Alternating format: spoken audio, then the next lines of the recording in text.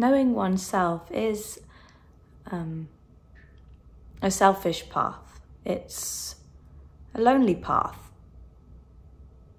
to begin with, anyway. As we switch from looking outside of ourselves to turning within and to turning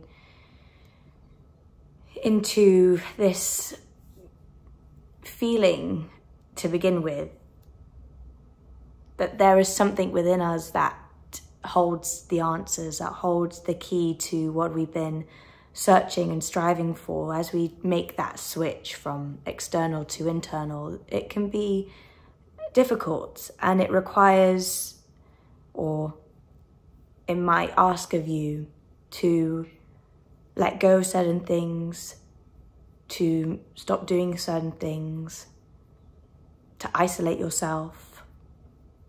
And that's not coming from a place of depression or unhappiness, but more of a yearning for more.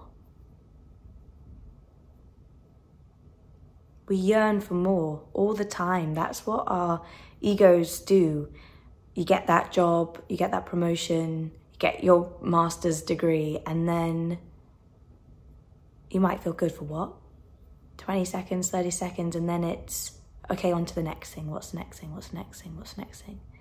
There's always, okay, now we've got this, but now we need the £100,000 a year job and the house in Spain. And it's always more, more, more.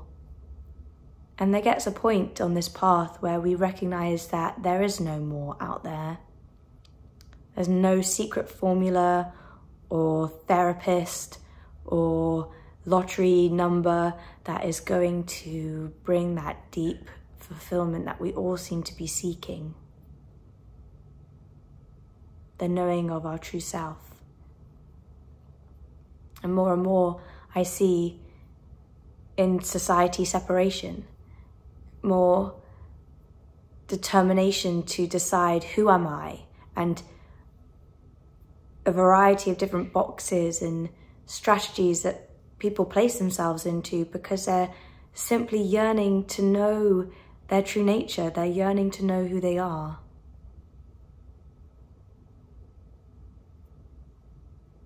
And so as we turn from external and the body and our experiences and our life and our objects, and we turn to the internal, we're sometimes left floundering.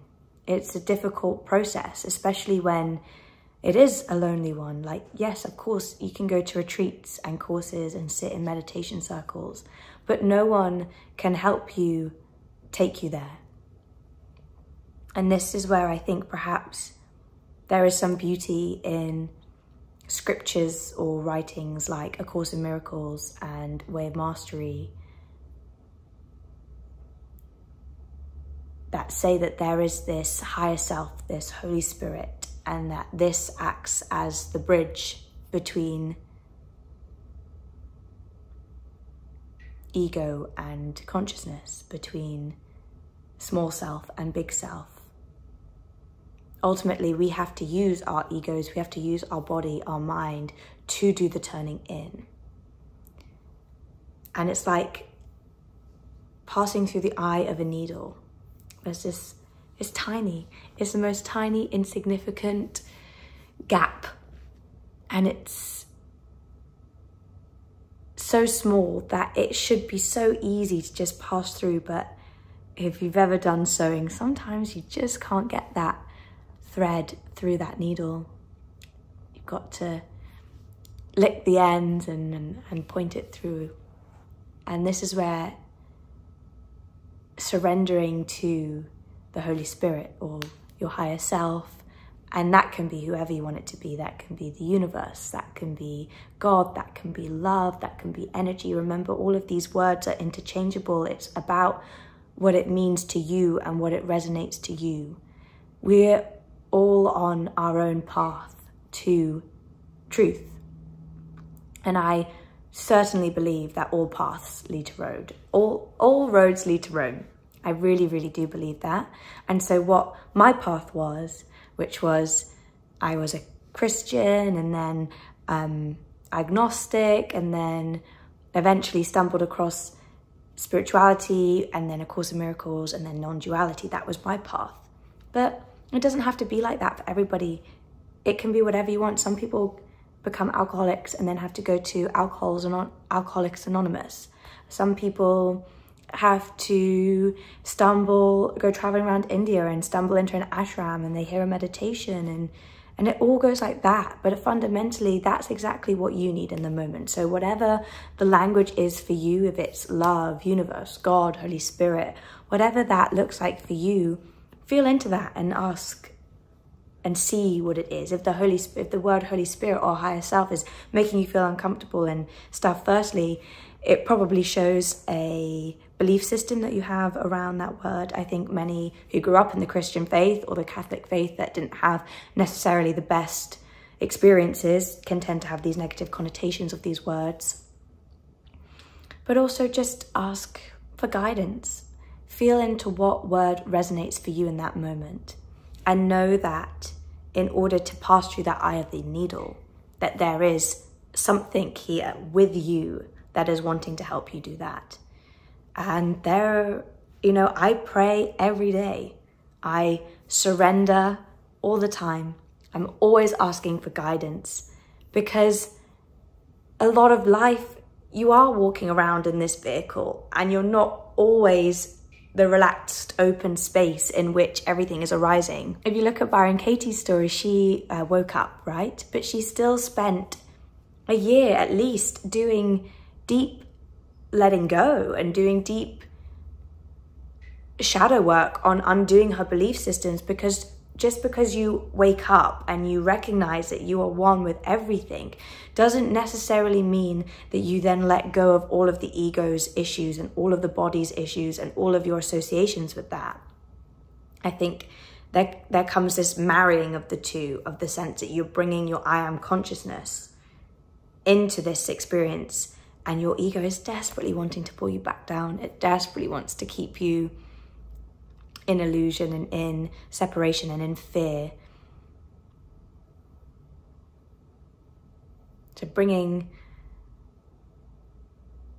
these things to the light, if it's irking you, if it's bringing up some resistance, if you're not liking that language, then it's the ego just trying to pull you back, trying to take you down. And by having this understanding that there is so much more to this world than we can see. I mean, in A Course in Miracles, it says, don't see through the eyes. If you see through the eyes, you're blind. You got to see through this invisible interconnectedness, and to have something that is a part of you, that is here with you in every moment. And I use so many different words. Sometimes it's angels, sometimes it's higher self, sometimes it's Holy Spirit, sometimes it's universe. They're here and they want you to awaken. They want you to recognize your true nature. They want you to pass through that needle. And sometimes that can be what really helps. When I was going through my dark night of the soul, I constantly was praying. I was constantly asking for guidance and help and signs, because everything just felt so overwhelming and so uncontrollable, and so I felt so powerless a lot of that time, because I was letting go of these massive, huge belief systems that I'd held onto, and it was difficult. It was so hard to continuously remind myself of the truth. So having something to pray to seek solace in helped. And I did get guidance, I did get signs, I did get told what to do and where to go. And sometimes I wouldn't listen to it, but that's my own problem, eh? So